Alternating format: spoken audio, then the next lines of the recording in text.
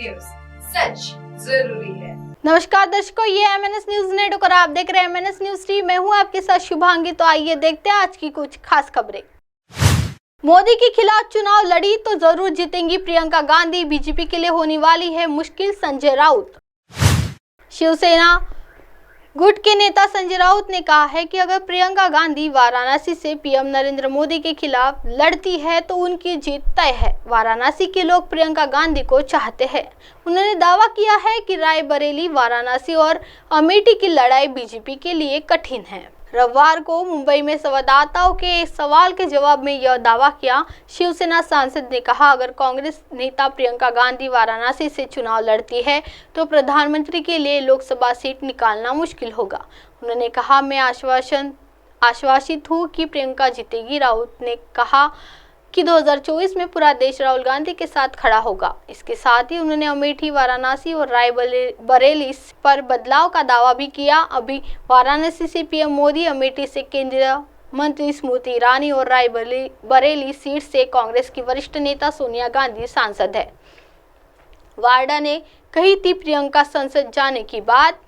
कांग्रेस की राष्ट्रीय महासचिव प्रियंका गांधी के लोकसभा चुनाव 2024 लड़ने को लेकर अटकलें तेज हो गए हैं। हाल ही में पीटीआई को दी गई एक इंटरव्यू में उनके प्रति रॉबर्ट वाड्रा ने भी इस बारे में बयान दिया था। वाड्रा ने पीटीआई से कहा था कि प्रियंका गांधी के अंदर संसद में जाने के लिए सभी खूबियां हैं। वाड्रा ने कहा था कि प्रियंका गांधी को निश्चित ही लोकसभा में होना चाहिए। वे संसद में बढ़िया काम करेगी, उनके पास वहां होने की योग्यता है।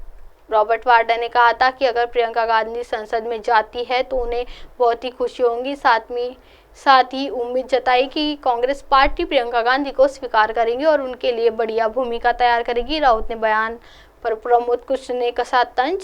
संजय राउत के बयान पर कांग्रेस नेता आचार्य प्रमोद कृष्णम भी प्रतिक्रिया भी सामने आई है। उन्होंने तंज कसते हुए कहा, शिवसेना प्रमुख उद्धव ठाकरे को चुनाव लड़ाने की बात कही और कहा कि अगर वे चुनाव लड़ेंगे तो वो भी जीत जाएंगे। आइए बढ़ते हैं अगली खबर की ओर। अजीत और शरद पवार की सीक्रेट मीटिंग पर देवेंद्र फडणवीस की प्रतिक्रिया।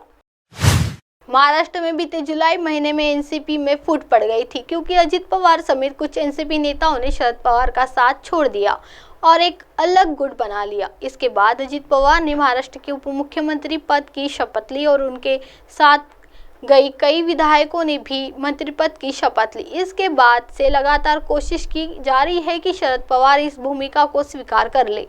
बीजेपी चाहती है कि भविष्य की राजनीतिक गणित को ध्यान में रखते हुए दोनों गुट एक हो जाए। अजीत पवार भी इसके लिए प्रयास कर रहे हैं। चर्चा शुरू हो गई है। अजीत पवार ने शरद पवार से गुप्त मुलाकात की है।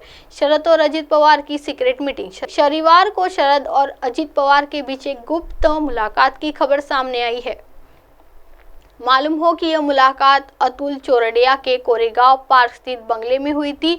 यह बात भी सामने आई है कि इस बैठक में जयंत पाटिल और 2 अन्य विधायक भी मौजूद थे। इस सब के बारे में उप मुख्यमंत्री देवेंद्र फडणवीस ने छत्रपति संभाजी नगर में अपनी पहली प्रतिक्रिया दी है। देवेंद्र फडणवीस ने क्या कुछ कहा, मुझे इस दौरे के बारे में कुछ नहीं पता। क्या ये मुलाकात हुई, इस बैठक में क्या चर्चा हुई, मुझे इस बारे में कोई जानकारी नहीं है।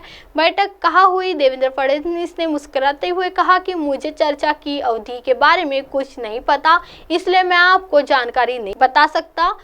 निगम आवंटन का फॉर्मूला क्या है? महाराष्ट्र के उप मुख्यमंत्री देवेंद्र फडणवीस ने निगम आवंटन फॉर्मूला क्या है ऐसा सवाल पूछा गया था। उन्होंने कहा, एक समन्वय समिति का गठन किया है। यह समन्वय समिति निर्णय लेगी। देवेंद्र फडणवीस ने यह भी कहा है कि अभी तक यह तय नहीं हुआ है कि कौन सा निगम किसे देना है। अब आप हमारे चैनल को आपके मोबाइल पर भी देख सकते हैं। मोबाइल ऐप पर देखने के लिए play store MNS news TV app download करें।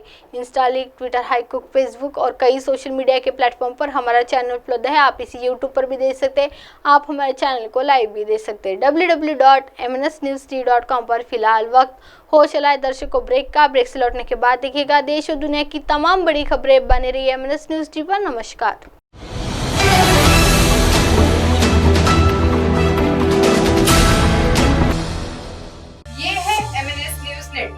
और आप देख रहे हैं MNS न्यूज।